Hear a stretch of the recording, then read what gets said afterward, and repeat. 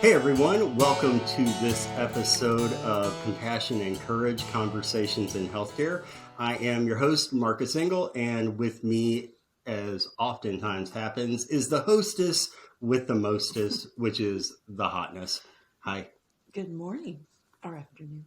No, it's still morning. Is it? But it doesn't really matter since it's in the world of podcasts. So, hey everybody, we are excited to be with you today. We have had some adventures over the last few weeks, and some of our adventures we have talked about on the podcast. One of the big adventures lately is just being able to get out and about more these days. Some restrictions are lifting a bit. And especially after this late summer and early fall spike in Delta, things seem like they're starting to be tapped down a little bit at this time. As far as numbers go, the numbers keep going in the right directions. So we're hopeful that that will continue and that we will be able to get out into the world a little more. But in some of our recent adventures out in the world, things have been a little... how shall we say, not hitting on all cylinders. Things seem a little rusty. And it's really understandable because why? Well, things are rusty, right? We have not as a society, been a fully functioning society for, a year and a half now. And so whenever we are going back out into the world, it doesn't take very long to look around and see that everywhere has a sign up that says hiring. Hiring everywhere. Now hiring. Everyone is short staffed. We've been dealing with short staffing in hospitals for a long time, but now it's fast food, it's office personnel, it is service personnel. It's everybody is looking for workers. The Great Resignation has been hard on our country, and that brings up today's topic of being kind. Being kind. You know, I have a friend. He's a doctor, and he has 8 children. I love that. Is he up from 8 is Enough? Remember that show? I barely remember that show, but yes, we're You're showing our baby. age, right? We're showing our age with that. So yeah, 8 children. And he said that inside of their home, in their kitchen, when you first walk in the house, his wife has a sign up that says, "Lower your expectations." I need that sign. Even without 8 children, I need that sign. I want that sign. Lower your expectations. And boy, could we all not benefit from that in some way? Now, I'm a type A personality. I have high expectations. I drive for achievement, all those things. So the idea of lowering my expectations is something that's almost foreign to me. But if we lower our expectations just a little bit, does that not automatically lead to a little more satisfaction with life? Does that? Man, I want to unpack that in so many different ways. You know, my brain is just going bananas with that concept.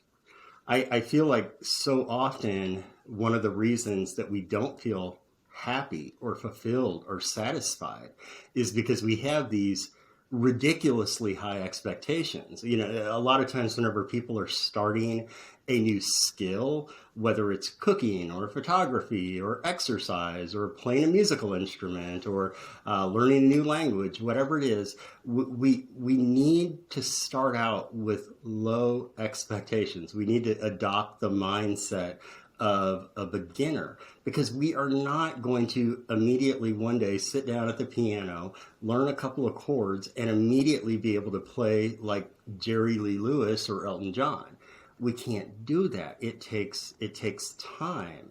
And I feel like so often our expectation is that if we can't do something perfectly in the beginning, we just say, this isn't worth it, and we throw it all out. So lowering our expectations so that we can actually be satisfied with our progress.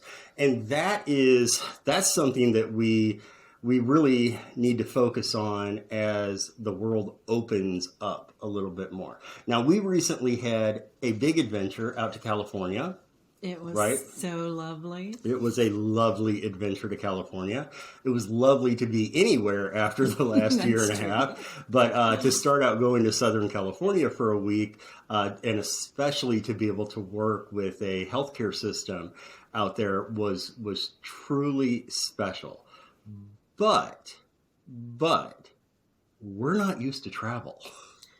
After the last year and a half, we are rusty. We are not, I feel like I'm no longer a professional traveler anymore, but I still have professional traveler expectations that I need to lower thanks to the Great Resignation, thanks to short staffing that's out there these days. Where did we see this pop up the most while we were traveling? Well, when we were pre-COVID, travel was like this well-oiled machine. I mean, from the night before, man, everything is just like, we know how to get up, pop our luggage in the Uber, that's already preset. We hand our bags to the guy that we always work with, who has our tickets ready for us, our, claims, and we walk through TSA with all our little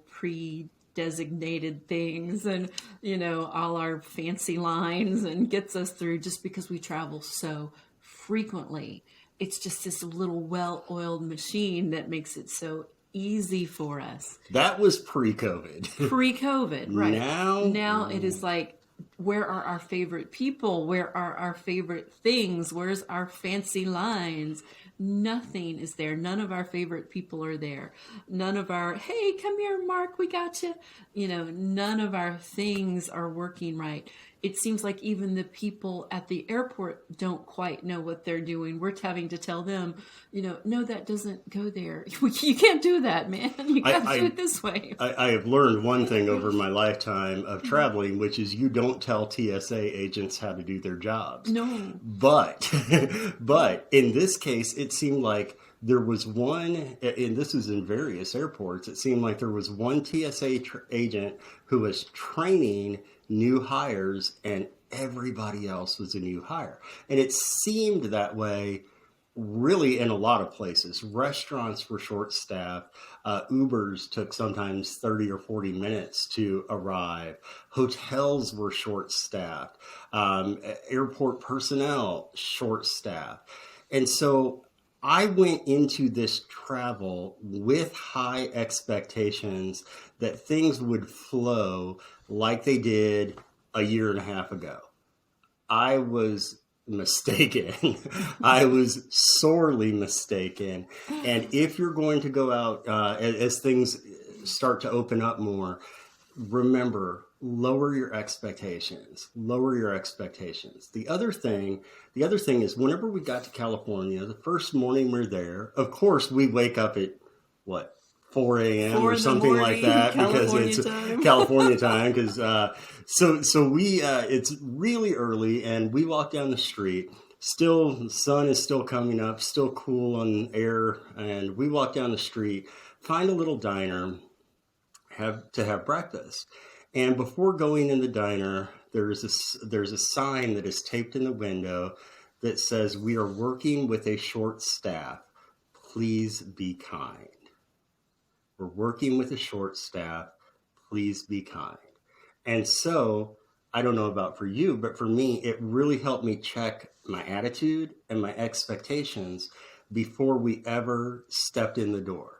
Before we ever sat down in the booth to order our eggs and bacon, I was already thinking, I want to be extra good to the wait staff here. I want to tip them even higher than usual, because they're the ones who are showing up, right? That's right. They're working twice as hard because other people are not. And boy, when we get into this new world that we find ourselves in, as we're still waking up out of this COVID trance from the last year, I really want to encourage all of us to lower our expectations and also to take that piece of advice that was in the window of that diner and remember to be kind. Remember to be kind. Yes, I know. And people we're accustomed to spending really about half our life on the road, in airports, in restaurants, in Ubers, because that was just our work, our business, and our life. So we're used to depending on the service industry. And you kind of get maybe a little lazy where you just expect people and service to happen a certain way. So we are typically very kind to service because we do depend on it and have depended on it for our life. So, you kind of have this exchange. And then when they're gone and they're not there, I think you feel a little lost. I know in the airport, I felt very lost. The people that I have depended on weren't there, that make my life just very seamless weren't there. So it was very disjointed feeling walking through the airport. And when you sit down in a restaurant and half the staff isn't there, you feel very lost. Yeah, I know there was at least one or two restaurants we were in that it felt like that the person who was serving was also the person who was cooking. And when you're pulling double duty like that, it's a lot. It's a lot. So And I know they felt lost yeah, too. of As course. the patron, I felt lost. So I know they were feeling lost, and they were still there.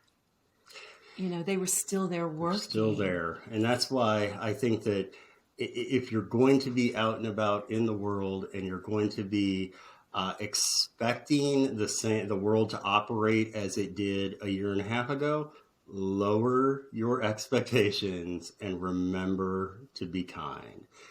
It's really not a bad philosophy for life overall. In general, right? Lowering our expectations and remembering to be kind. So isn't this, from what we hear in the news, from what we understand, and from what I hear from neighbors in different industries and friends in different industries, people are hiring everywhere because businesses and industries are struggling in general. People are having to take extra workloads and work extra long because people are struggling. And one area that it seems like people do not lower their expectations and do not think to be kind? Where? Healthcare. When you're a patient in the emergency room, you don't have low expectations. You have the expectation that I, the patient, I am hurting, I am suffering I am here at a place where I need to be taken care of. That's not exactly the same thing as lowering your expectations to give a little more grace to service industry personnel. And it's something to keep in mind for those of you who are working especially in an inpatient environment, that while we lower our expectations and we try to be kind, it's really hard to lower your expectations and to be kind when you are in pain, when you are scared, when you are suffering. And I'd love to be able to give that bit of advice to patients when they come in the hospital: lower your expectations and be kind. But the truth of the matter is, it's really hard to do that when you're in pain, when you're afraid, when you're suffering.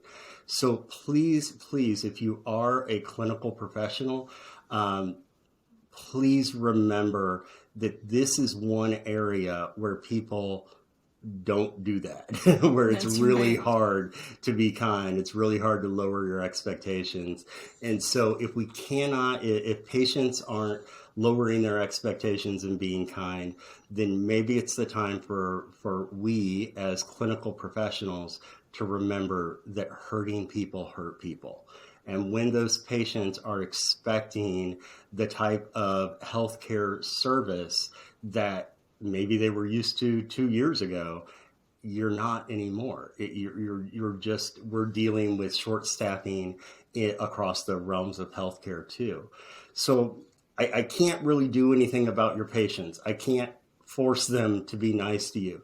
What I can encourage you, the listener, to do is to remember to be kind. It doesn't cost money. It doesn't cost money. It doesn't take that much effort. It just takes being in the present moment, having a little grace and compassion for others, and remembering that at the heart of everything, isn't that what we all want? Is to have kindness extended towards us, and then also to be able to extend kindness to others.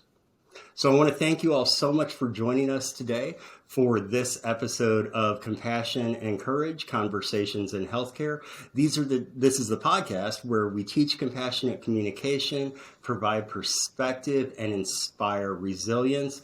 And also, thank you, listeners, so much for helping us get into the top 25 podcasts in our category. It is all because of people like you who are sharing and subscribing and rating and reviewing that we have gotten so much traction in such a short amount of time. So if this podcast means something to you, please share it with your friends who you think may also benefit from it. So as always, I'm Marcus Engel. And I'm Marveline. And this is Compassion and Courage, the podcast. Thank you again for being with us.